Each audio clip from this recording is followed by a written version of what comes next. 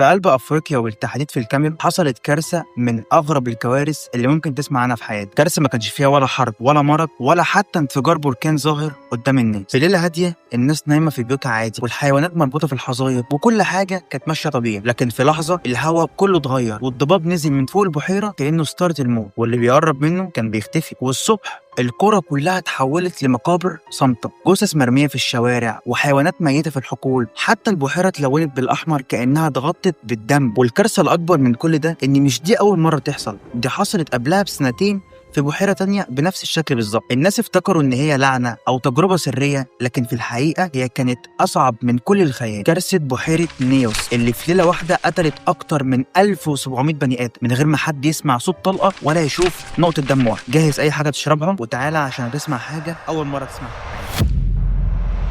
في ليلة 21 أغسطس سنة 1986 كان في قرية صغيرة جنب بحيرة نيوس كده نايمة في هدوء عادي زي كل يوم. فجأة حوالي على الساعة 9 بالليل كده حصل صوت شبه صوت الانفجار بالظبط، والمية اللي في البحيرة بدأت تغلي وتعمل فقاعات كبيرة كده، وبعدها بلحظات ضباب اسود تقيل طلع من البحيرة وبدأ يزحف على الأرض، والدخان ده كان مليان غاز ثاني أكسيد الكربون. والغاز ده زي ما أنت عارف إن ده ملوش ولا لون ولا ريحه، بس طبعا ده سام. والكارثه الاكبر ان الغاز ده تقيل بمعنى ان هو بينزل تحت مش بيطلع فوق زي الهواء، فطبعا بيملى البيوت والاراضي من غير ما حد ياخد باله. وفي دقايق الناس وهي نايمه اتخنقت من غير ما تحس، وفي اللي حاول يجري بس وقع قبل ما يوصل للمكان اللي هو عايزه. الصبح المشهد ده كان مرعب، يعني تخيل تشوف جثث مرميه، اطفال ورجاله وستات، ده حتى الحيوانات ماتت وهي واقفه في مكانها. وزي ما قلت لك اكتر من 1700 شخص اتوفى في ليله واحده بس، وطبعا معاهم الاف المواشي والحيوانات. والناس افتكروا ان دي لعنه او كارثه غامضه، لكن بقى العلماء لما درسوا الموضوع اكتشفوا الحقيقه، واكتشفوا ان البحيره دي كانت قنبله غازيه نايمه بمعنى الكلمه من الاف السنين، وطبعا انفجرت فجاه في الليله دي. كارثه بحيره نيوس ما كانش لغز ولا لعنه زي ما الناس افتكرته في الاول، لان الموضوع كان ليه تفسير علمي بس مرعب اكتر من اي خيال. واللي عرفوه بعد كده ان بحيره نيوس دي فوق منطقه بركانيه خامده من الاف السنين، والبركان لما بيبقى تحت الارض بيطلع غازات بركانيه، وطبعا اهمها ثاني اكسيد الكربون، واللي على مدار سنين طويله الغاز ده كان بيتسرب من تحت الارض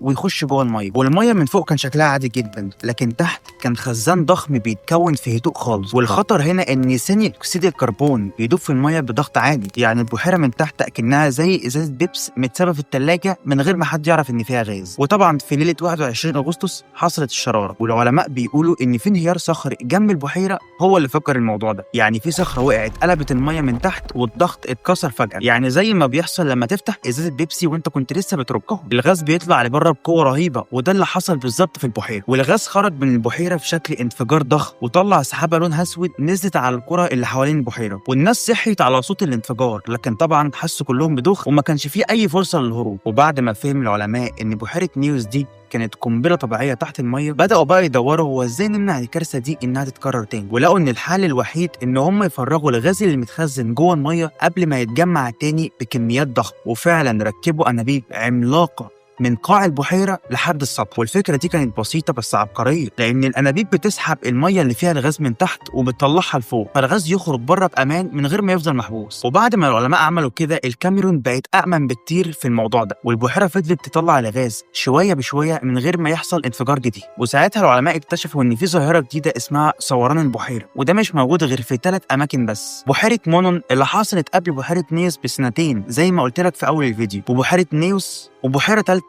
اخطر بكتير اسمها كيفو. والمرعب اكتر من كده ان كيفو دي اكبر من نيوس ب2000 مره، وحوالين البحيره دي عايش 2 مليون بني ادم. انت متخيل؟ يعني لو حصل فيها نفس اللي حصل في بحيره نيوس الكارثه هتكون اضعاف مضاعفه وممكن تبيد المدن كامله. علشان كده العلماء لحد النهارده بيحاولوا يسيطروا على البحيره دي من خلال نفس الانابيب، لكن طبعا عشان حجمها كبير فالمهمه بتكون شبه مستحيل. وبكده قصه بحيره نيوس مش بس مأساة حصلت وانتهت، لا ده جرس انذار للبشريه كلها ان الطبيعه ساعات بتخبي جواها قنابل ملهاش ولا صوت ولا حتى نار، لكن قدرتها تقدر تخلص على حياه اجيال في دقايق معدوده. كارثه بحيره نيوس كانت درس قاسي للبشر، ان في لحظه واحده الهواء اللي بنتنفسه يتحول لسم، والعلماء قدروا يسيطروا على نيس ومونون بأنابيب التفريغ. لكن السؤال الحقيقي هنا هو إيه اللي هيحصل مع بحيرة كيفو؟ بحيرة أضخم ب2000 مرة من بحيرة نيوس، وجنبها ملايين البشر، وفيها غاز أكتر بمئات المرات من اللي خرج من نيوس. لو الطبيعة قررت تفتح القنبلة دي تاني، هل العالم هيبقى مستعد بقى، ولا هنصحى في يوم نسمع عن كارثة أكبر بكتير من اللي حصلت في الكاميرون؟ أوقات كتير بنفتكر إن الإنسان سيطر على الطبيعة، لكن في الحقيقة الطبيعة هي اللي لسه ماسكة كل الأوراق، وإحنا مجرد ضيوف مستنيين اللحظة اللي تختار فيها